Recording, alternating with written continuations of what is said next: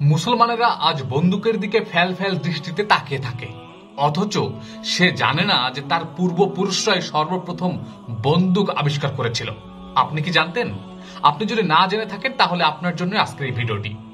1300 খ্রিস্টাব্দে মার্ক নামে জৈন গ্রিক ব্যক্তির লিখিত পুস্তকে বারুদ প্রস্তুতের সর্বপ্রথম ইউরোপীয় ব্যবস্থাপত্র পাওয়া যায় এবং তিনি ঘেটে ঘেটে সেগুলো বের করেন। তবে মিস্টার বেকন লিখিত ব্যবস্থাপত্রের মৌলিকতা একটু সন্দেহজনক বলে আমাদের কাছে মনে হয়েছে।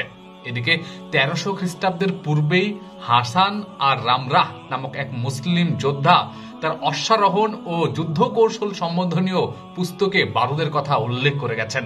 আপনি কি জানতেন? আপনি কি ভেবেছেন মুসলমানদের শেকড় কতটা শক্ত?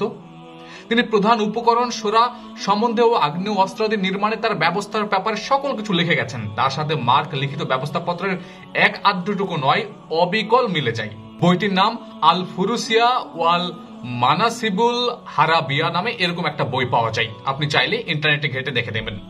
ইউরোপীয়রা সত্যকে ধামাচাপা দেওয়ার যতই চেষ্টা করুক না কেন, সত্য সত্যই বের হয়ে আসবে।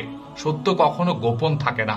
যদিও আমাদের অনাগ্রহের কারণে, আমাদের ইচ্ছার অভাবে, আমাদের প্রচেষ্টার অভাবে আমরা নিজেরাই নিজেদের ঐতিহ্য ভুলতে বসেছি, নিজের জাতিকে নিয়ে হীনমন্য হিসেবে সময় কাটাচ্ছি। দুর্ভাগ্য আমাদের অবচেতন ভাব এখনো কাটেনি। আসলে কবে কাটবে আমাদের এই চিন্তা ভাবনা? আমাদের কবে হবে হুঁশ বুদ্ধি জ্ঞান? কবে?